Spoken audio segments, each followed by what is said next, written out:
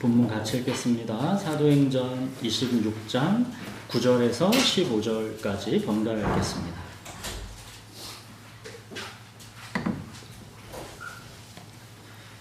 나도 나사렛 예수의 이름을 대적하여 많은 일을 행하여야 될 줄 스스로 생각하고 예루살렘에서 이런 일을 행하여 대제사장들에게서 권한을 받아 가지고 많은 성도를 옥에 가두며 또 죽일 때에 내가 찬성 투표를 하였고 또 모든 회당에서 여러 번 형벌하여 강제로 모독하는 말을 하게 하고 그들에 대하여 심히 격분하여 외국 성에까지 가서 박해하였고 그 일로 대제사장들의 권한과 위임을 받고 다메섹으로 갔나이다. 왕이여 정오가 되어 길에서 보니 하늘로부터 해보다 더 밝은 빛이 나와 내 동행들을 둘러 비추는지라. 우리가 다 땅에 엎드러짐에 내가 소리를 들으니 히브리 말로 이르되 사울아 사울아 내가 어찌하여 나를 박해하느냐 가시체를 뒷발질하니까 내게 고생이니라. 내가 대답하되 주님 누구시니까? 주께서 이르시되 나는 네가 박해하는 예수라. 네. 자, 지난주에 우리가 8절까지 봤었죠. 8절. 당신들은 하나님이 죽은 사람을 살리심을 어찌하여 못 믿을 것으로 여기나이까? 하나님은 십자가에 달려 죽으신 예수님을 다시 살려내심으로써 예수가 곧 그리스도임을 온 세상에 선포하셨는데 왜 당신들은 하나님이 나타내신 이 믿을 만한 증거인 부활을 믿지 않느냐는 것입니다. 바울은 그러면서 이제 자기가 부활하신 예수님을 만난 이야기를 아그리빠 왕과 거기에 이제 모인 모든 사람들 앞에서 간증하는 것입니다. 자, 9절부터 보십시오.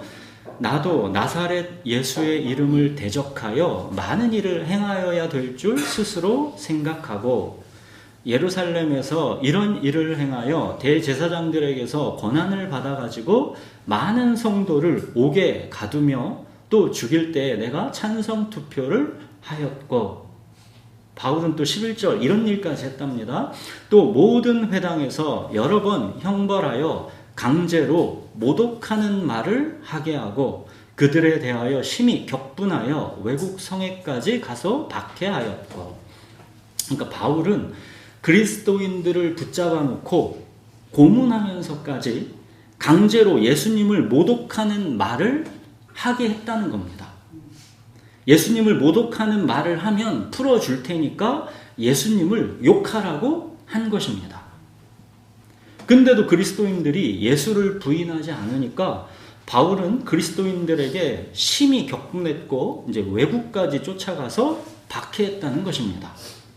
12절 예수 믿는 자들을 박해하는 일을 정말 제대로 해서 아예 이제 그리스도인들의 씨를 말리겠다라는 심정으로 대제사장들의 권한과 위임을 받아서 다메섹까지 갔다는 것입니다. 자, 그런데 그때 이제 자기에게 어떤 일이 벌어졌는지를 바울이 이제 아그리빠 왕 앞에서 말하는 것이죠. 13절 보시면 왕이여 정오가 되어 길에서 보니 하늘로부터 해보다 더 밝은 빛이 나와 내 동행을 둘러 비추는지라. 우리가 이제 다 놀라서 이제 땅에 엎드러졌는데 그때 내가 소리를 이제 들었다는 겁니다. 14절 사울아 사울아 네가 어찌하여 나를 박해하느냐 가시체를 뒷발질하기가 내게 고생이니라. 가시체를 뒷발질하기가 내게 고생이다. 이 말은 그 당시 널리 사용하던 이제 속담이고 이거 뭐냐면 자기 운명을 거역하는 사람의 쓸데없는 고생을 일컫는 말입니다. 그러니까 주인이 짐승을 주인이 뜻한 방향으로 이렇게 몰아갈 때 짐승이 주인의 뜻을 거역하고 이제 자기 멋대로 막 가려고 할 때 주인이 이제 뒤에서 가시체를 그 짐승을 이제 때리는 것이죠. 주인이 이제 뜻한 방향으로 결국 몰아가는 것입니다. 근데 짐승이 주인의 뜻을 끝까지 거역하고 가시체 아프다고 계속 뒷발질을 해봐야 자기만 고생이지 아무 소용없다라는 것을 말하는 것입니다.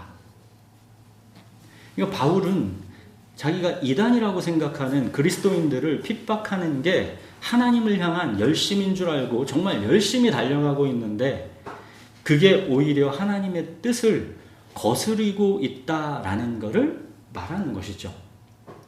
바울은 자기가 갈라디아서에서 이미 고백한 것처럼 뭡니까? 바울은 이미 어머니의 태로부터 예수 그리스도의 이름을 이방에 전하기 위해 하나님이 택하신 그릇입니다.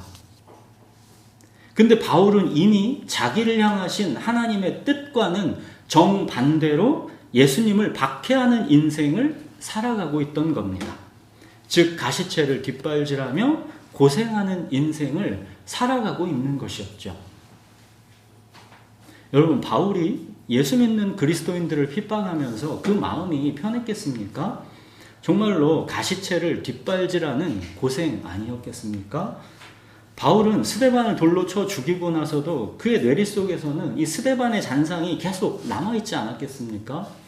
스데반의 설교, 그 말씀이 바울의 심장에서 계속 질문해 오지 않았겠습니까? 죽음 앞에서도 천사와 같았던 스데반의 얼굴, 바울은 대체 진리가 뭘까 심각하게 고민하지 않았겠습니까? 자기를 향한 하나님의 뜻이 이미 창세 전에 어머니의 태로부터 이미 있음에도 그와 반대로 달려가는 가시체를 뒷발질하는 고생, 이게 지금 바울의 인생이었던 것이죠. 성경에서 전형적으로 가시체를 뒷발질하며 고생하는 인생을 살았던 인생이 누굽니까? 야곱이죠.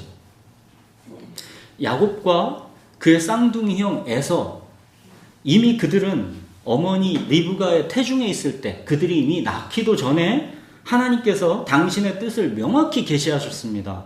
큰 자가 어린 자를 섬기리라. 내가 야곱은 사랑하고 에서는 미워하였다. 이미 하나님께서 이들이 나기도 전에 그들을 정하셨습니다. 근데 야곱은 하나님의 주권과 섭리를 의지하지 않고 자기가 이루려고 했지요. 형 에서를 속여서 팥죽 한 그릇으로 장자권을 빼앗았고, 또 아버지 이삭을 속여서 자기가 마치 에서인 것처럼 변장해서 장자의 축복을 빼앗아 왔지요. 하나님이 그거 이미 네 거라 했어도 야곱은 자기가 그거를 속여서 빼앗았습니다. 이제 에서에게 이제 화를 당할까 두려워서 멀리 하란에 있는 삼촌 라반의 집으로 도망갔습니다. 근데 삼촌 라반은 오히려 야곱을 속여서 야곱의 노동력을 착취했죠. 야곱은 그 속고 속이는 경쟁에서 라반에게 질세라 자기는 더 악착같이 잔머리 굴리는 인생을 살아갑니다. 그렇게 하란에서 20년 동안 삼촌 라반과 속고 속이는 고생을, 그렇게 인생을 살아가다가 마침내 이제 내 아버지가 있는 고향 땅으로 돌아오게 되지요. 그때 이제 거의 고향 땅에 다 와서 이제 형 에서를 대면해야 하는 순간을 맞이하지요. 형 에서가 무서워서 도망갔다가 이제 형 에서를 다시 만나야 하는 순간인 것이죠. 그때 야곱은 야복강에서 홀로 남은 그 두려운 밤에 하나님의 천사와 씨름하면서 당신이 내게 축복하지 아니하면 가게 하지 아니하겠나이다 간절히 매달렸지요. 결국 야곱은 새로운 이름 이스라엘을 받았고 하나님의 축복을 받지요. 야곱은 드디어 자기 인생에서 하나님과 대면하여 보았던 그곳, 이름이 뭐라고 합니까? 브니엘이라고 하죠. 브니엘에서의 하나님의 천사와의 씨름으로 그날 어떻게 됩니까? 야곱의 환도뼈가 위골되었죠. 그로 인해서 야곱은 평생을 육체적으로는 절개되는 인생을 살아가게 됩니다. 그러나 브니엘에서의 이 하나님과의 대면으로 인해서 그날 이후로 이제 야곱은 가시체를 뒷발질하며 고생하던 자기 주도의 삶에서 이제 돌아서서 하나님의 주권과 섭리를 믿고 의지하는 인생을 살아가게 됩니다. 브니엘에서 하나님을 대면하고 자기 환도뼈가 위골되고 나서야 비로소 야곱은 자기 고집, 자기 힘을 내려놓게 되는 것입니다. 자, 브니엘에서의 하나님과의 대면, 이거를 야곱의 회심입니다. 이게 바울이 다메섹에서 주님을 대면해서 만난 이 회심의 순간과 같은 것입니다. 야곱은 나중에 애굽의 바로왕 앞에서 자기 인생을 이렇게 말합니다. 내 나그네 길의 세월이 130년이니이다. 내 나이가 얼마 못 되니 우리 조상의 나그네 길의 연조에 미치지 못하나 험악한 세월을 보내었나이다. 그럽니다. 야곱은 정말 오랜 세월을 가시채를 뒷발질하며 고생하는 이 험악한 세월을 보낸 것입니다. 여러분, 우리 인생이 하나님을 대면해서 만나기까지는 가시채를 뒷발질하며 고생하는 인생인 것입니다. 분이엘에서 하나님은 야곱에게 이스라엘이라는 새로운 이름을 주셨죠. 또 다메섹에서 주님은 뭘 했습니까? 사울아 사울아, 그렇게 이름으로 그를 불러줬죠. 그러니까 야곱도 바울도 주님을 잘 몰랐지만 그들이 주님을 대면해서 만나는 순간, 그때는 주님께서 내 이름을 아신다라는 것으로 인해서 내 모든 삶이 그때부터는 완전히 이제 새로워지는 것입니다. 여러분, 천지의 주제이신 하나님을 내가 대면하고 하나님께서 내 이름을 아신다라는 것은 이건 실로 어마어마한 은총입니다. 하나님이 모세를 그랬죠. 뭐라고 얘기했냐면, 사람이 자기의 친구와 이야기함 같이 여호와께서는 모세와 대면하여 말씀하시며 그랬죠. 하나님은 나는 모세랑은 대면하여 말한다 그랬습니다. 그리고 이어서 하나님께서 뭐라 하냐면, 여호와께서 모세에게 이르시되 네가 말하는 이 일도 내가 하리니 너는 내 목전에 은총을 입었고 내가 이름으로도 너를 알미니라. 천지의 주제이신 하나님께서 내 이름을 아신다라는 것, 이게 은총입니다.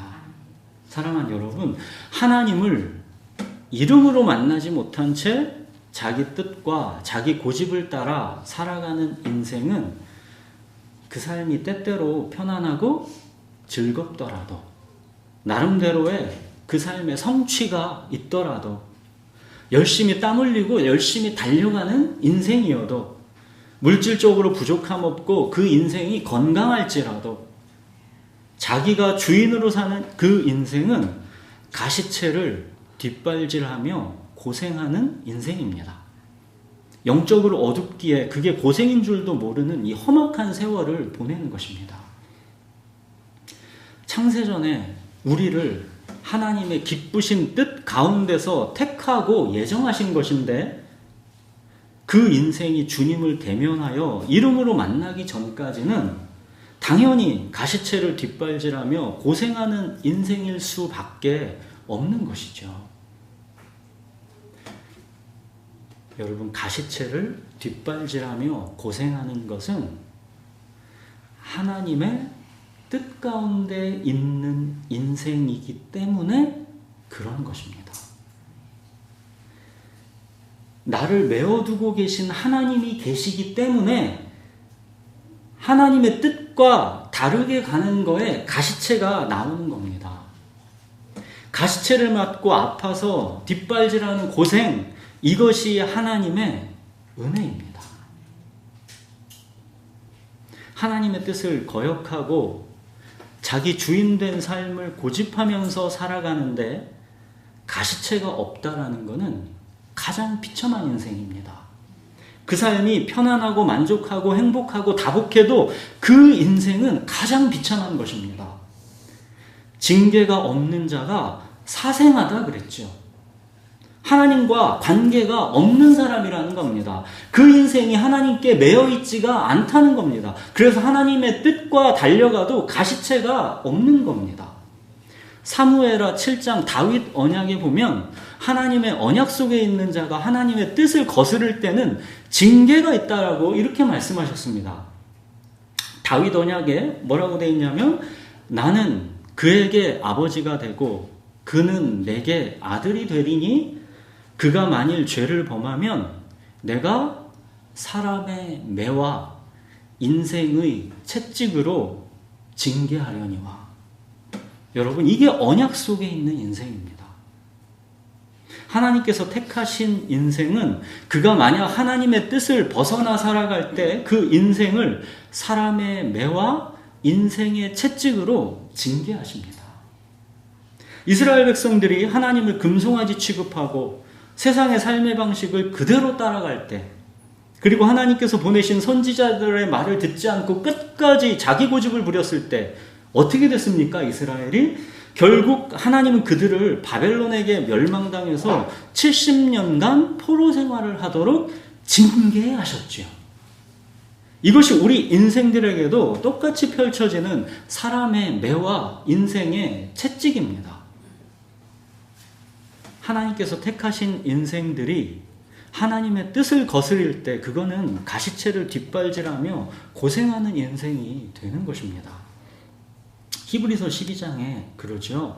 주께서 그 사랑하시는 자를 징계하시고 그가 받아들이시는 아들마다 채찍질 하시니라. 어찌 아버지가 징계하지 않는 아들이 있으리요? 징계는 다 받는 것이오늘 너희에게 없으면 사생자요 친아들이 아니니라. 부모가 아이를 징계하는 마음이 편하지 않지요. 힘들고 속상하지요. 그래도 징계하는 것은 내 아이이기 때문입니다. 주님은 우리가 가시채를 뒷발질하며 고생하는 게 보기에 안타까워도 그 가시채를 멈추지 않는 것입니다. 뜻하신 길로 마침내는 우리를 인도하셔야 하기 때문입니다. 여러분, 우리의 자기 고집, 이게 얼마나 강력합니까? 우리에게는 뼛속까지 자기가 주인이 돼서 자기 맘대로 살고 싶어하는 강력한 의지가 있죠. 육체의 만족과 이생의 자랑을 추구하면서 이 땅만 바라보고 살려는 자기 고집, 이기심이 강력합니다. 우리는 본향이 하늘에 있는데, 우리는 하늘나라의 하늘 시민인데 이 땅만 보러 살아가려는 이 자기 고집과 이기심이 강력합니다. 야곱에게서 보듯이 그 고집스러운 자기 힘이 웬만해서는 꺾이지를 않습니다. 험악한 세월 고생하면서 마침내 환두뼈가 위골되기도 하는 이 결정적 순간이 오기까지는 우리는 진정으로 주님의 주권 앞에서 무릎 꿇지를 않습니다. 내 존재의 환도뼈가 위골되는 이 결정적 순간을 만나기까지는 우리는 이 천지의 주제이신 하나님 앞에서 엎드리지를 않습니다. 하나님을 그냥 나를 위하여 나를 인도할 신으로 가볍게 취급할 뿐입니다. 다윗이 밧세바를 범하고 우리아를 죽였을 때, 그리고 그의 죄의 결과로 인생 후반부에 그 어마어마한 삶의 고통이 휘몰아쳤을 때, 정말 물을 땅바닥에 다 쏟아버려서 자기에게는 이제 아무 방책이 없는 이 절망 속에서 허우적댔을 때, 그때 이제 다윗이라는 존재의 환도뼈가 위골되었던 것이고, 그때 비로소 다윗은 천지의 주제이신 하나님 앞에 엎드리게 되는 것입니다. 베드로도 마찬가지 아닙니까? 예수님을 저주까지 하면서 3번 부인했던 이 베드로, 그렇게 자기의 밑바닥을 철저하게 확인하게 되었던 그때 베드로는 자기 존재의 환도뼈가 위골되었던 것이고, 그러고 나서야 비로소 베드로는 예수님이 가신 자기 부인과 십자가의 길, 남이 내게 띠띠우고 원하지 아니하는 곳으로 데려가는 삶, 이 길로 순종하여 따라가게 되는 것이죠. 여러분, 탕자가 있던 재산 다 탕진하고 돼지 쥐염열매나 주워먹는 처지까지 내몰리지 않고는 아버지 집으로 돌아오려고 하지를 않는 겁니다. 아버지 집 떠나서 탕자가 그 재산 불려가지고 만사형통하고 잘 되는 게 그에게 축복이고 은총이겠습니까? 그게 아니죠. 다 탕진하고 돼지 쥐염 열매나 주워 먹는 처지까지로 내몰리는 게 그게 은혜입니다. 그래야 아버지 집으로 돌아오기 때문입니다. 자, 그런데 바로 그 자기가 부인돼야 비로소 하나님과의 온전한 연합을 누리면서 자유케 되는 것이기 때문에 하나님은 그 자기를 부인하는 과정으로 아프더라도 우리를 매와 사람의 매와 인생의 채찍으로 이끌어 가시는 것입니다. 자, 그렇게 이제 가시체를 뒷발질하며 고생하던 이 바울의 인생에 이제 드디어 부활하신 예수님께서 찾아오신 것입니다. 15절 보십시오. 주님 누구시니까?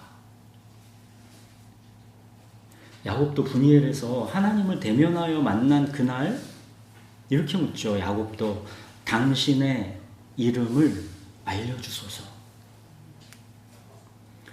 여러분, 우리가 하나님을 대면하여 만난다라는 것은 그동안의 모든 관심과 에너지의 방향이 자기 자신이었던 것에서 이제는 하나님께로 그 방향이 바뀐다는 겁니다. 이게 회심입니다. 바울의 회심의 순간의 질문, 주님 누구시니까? 야곱의 회심의 순간의 질문, 당신의 이름을 알려주소서. 이게 뭡니까? 비로소 모든 관심과 에너지의 방향이 하나님께로 향하게 되는 것입니다. 여러분, 우리가 진정 회심하지 않으면 주님 누구시니까?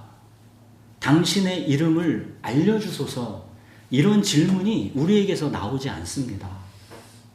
모든 관심과 에너지의 방향이 여전히 자기 자신인 사람은 주님이 대체 누구신지가 궁금하지가 않은 겁니다. 하나님이 그냥 나를 위하여 나를 인도할 신, 이런 사람은 하나님이 누구신지 하나님의 이름이 궁금할 이유가 없는 겁니다. 누가 되었든 나를 위하여 나를 인도해주면 되는 것이기 때문입니다. 모든 관심과 에너지의 방향이 여전히 자기 자신이기 때문에 하나님이 궁금하지를 않은 겁니다. 사랑하는 여러분, 여러분들은 주님 누구시니까? 당신의 이름을 알려주소서. 이렇게 하나님이 궁금하십니까? 아니면 모든 관심과 에너지의 방향이 여전히 나 자신이기 때문에 하나님이 누구신지에는 관심이 없고 그 하나님이 나를 어떻게 복주실지, 그냥 나를 보호하고 인도해 주시는지 그 결과에만 관심이 있습니까? 주님 누구시니까? 이렇게 우리의 모든 관심과 에너지의 방향이 나 자신에게서 이제 하나님께로 전환되는 이 진정한 회심의 순간, 바울에게는 다메섹, 야곱에게는 분이엘, 이 진정한 회심의 순간이 우리에게 있어야 합니다. 어머니의 태로부터 이미 바울은 하나님의 택한 그릇이었죠. 어머니의 태로부터 이미 야곱도 하나님의 사랑하는 자였죠. 그러나 바울이 다메섹에서 주님을 만난 순간, 야곱이 분이엘에서 하나님을 대면한 순간, 이 진정한 회심의 순간이 오기까지는 바울의 인생도 야곱의 인생도 가시체를 뒷발질하기가 고생인 그런 인생이었던 것입니다.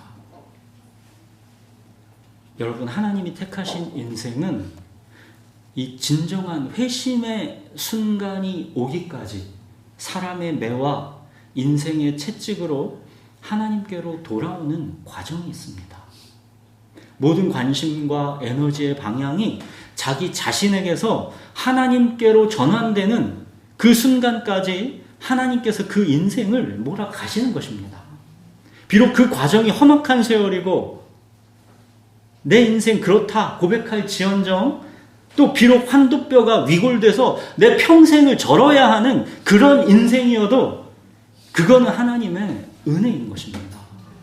모든 관심과 에너지의 방향이 자기 자신에게서 하나님께로 전환된 이 진정한 회심의 순간을 지나야 사람은 더 이상 자기를 주장하지 않습니다. 내 삶이 어떤 환경과 상황 속에 처해지든, 비록 가이사랴 감옥에 아무 성과 없이 억울하게 2년을 갇혀 있어도 그 삶의 과정을 신뢰할 수가 있습니다. 그는 이제 사나 죽으나 주의 것이기 때문입니다. 자, 다시 이제 본문으로 와서, 자, 바울이 주님 누구시니까 물었을 때, 이때 바울은 정말 충격적인 소리를 듣죠. 나는 네가 박해하는 예수라. 자기는 하나님을 위한다고 이렇게 열심히 달려왔는데 결국 자기는 하나님을 박해하면서 온 인생을 살아왔던 것이지요. 나는 네가 박해하는 예수라. 이게 지금 바울의 환도뼈가 위골되는 순간입니다. 십자가에 달려 죽으신 그 예수님이 바로 하나님이 보내신 그리스도이시고 예수님이 곧 하나님이신 것입니다. 바울은 이때부터 예수가 곧 그리스도시다라는 이 복음을 전하는 일, 주인이 뜻하신 길로 이제 가게 되는 겁니다. 가시체를 뒷발질하던 고생을 이제 드디어 끝내고 주인의 부르심에 따라 이제 달려가게 되는 것입니다. 이제 바울은 가시체를 뒷발질하며 고생하는 인생이 아니라 주님의 멍에를 이제 주님과 함께 메고 주님의 부르심에 따라 이제 표대를 향해 달려가는 인생을 시작하게 되는 것입니다. 사랑하는 여러분, 창세 전에 하나님이 택하시고 예정하신 인생이 아직 예수 그리스도를 만나기까지는 그 인생은 가시체를 뒷발질하기가 고생인 그런 삶인 것입니다. 우리를 창조하시고 지명하여 부르셔서 너는 내 것이다 하시는 하나님께서 우리의 주님이십니다. 천지의 주제이신 하나님께서 내 이름을 아십니다. 사울아, 사울아, 상민아, 상민아, 하나님께서 내 이름을 아시는 겁니다. 여러분, 천지의 주제이신 하나님께서 내 이름을 이미 아시는데 그런 내가 하나님을 모르고 자기가 주인된 인생을 고집하는 거는 이거는 가시체를 뒷발질하며 고생하는 인생인 것이죠. 십자가에 달려 죽으시고 부활하셔서 나의 주님이 되신 예수 그리스도와 함께하지 않는 인생은 가시체를 뒷발질하며 고생하는 인생인 것입니다. 양식 아닌 것을 위하여 은을 달아주는 것이고 배부르게 하지 못할 것을 위하여 수고하는 것입니다.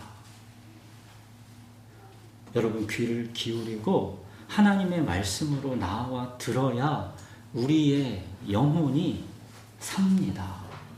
그래야 우리 인생이 가시체를 뒷발질하는 고생을 이제 끝내고 주님 안에서의 평안과 안식을 누리게 됩니다.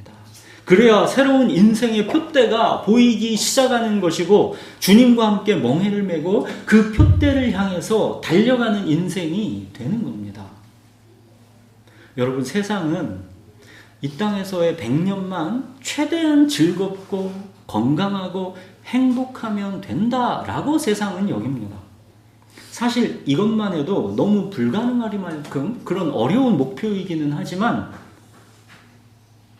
그렇게 내게 주어진 시간을 나를 위해 소비하는 인생은 헛될 뿐입니다. 양식 아닌 것을 위하여 은을 달아주는 것이고 배부르게 하지 못할 것을 위하여 수고하는 것일 뿐입니다. 사랑하는 여러분, 예수님이 십자가에서 죽으시고 부활하셔서 나의 주님이 되셨다라는 것은 살아도 주를 위해, 죽어도 주를 위해 사는 것입니다. 이제 사나 죽으나 나는 주의 것이다 라는 뜻입니다. 로마서 14장에서 그러죠. 우리 중에 누구든지 자기를 위하여 사는 자가 없고 자기를 위하여 죽는 자도 없도다. 우리가 살아도 주를 위하여 살고 죽어도 주를 위하여 죽나니 그러므로 사나 죽으나 우리가 주의 것이로다. 이를 위하여 그리스도께서 죽었다가 다시 살아나셨으니 곧 죽은 자와 산 자의 주가 되려 하심이라. 우리는 내게 주어진 시간을 내 편안함과 안락함을 위해 소비하는 인생이 아니라 표대를 향해 달려가는 인생, 내게 주어진 시간을 주님을 위해 불태우는 인생이 되어야 합니다. 이렇게 주님께 묶여 표대를 향해 달려가는 인생은 그 삶이 결코 평탄하지만은 않을 겁니다. 그 삶에 고난이 있을 것입니다. 주님께서 나를 찢겨지는 빵, 부어지는 포도주로 세상에 내어주는 인생인데, 남이 내게 띠띠우고 내가 원하지 아니하는 곳으로 데려가는 인생인데, 그 삶에 어찌 고난이 없겠습니까? 그러나 여러분, 비록 고난이 있으나 그것은 가시채를 뒷발질하는 고생이 아니라 부름의 상, 면류관이 기다리는 영광스럽고 복된 고난입니다. 사랑하는 여러분, 우리의 모든 관심과 에너지의 방향이 이제 나 자신이 아니라 하나님께로, 주님께로 향해야 합니다. 가시채를 뒷발질하기가 고생인 삶을 멈추시고 주님과 함께 멍에를 메고 표대를 향해 달려가는 인생, 그리스도의 고난에 참여하는 인생이 되십시오. 우리 기도하겠습니다.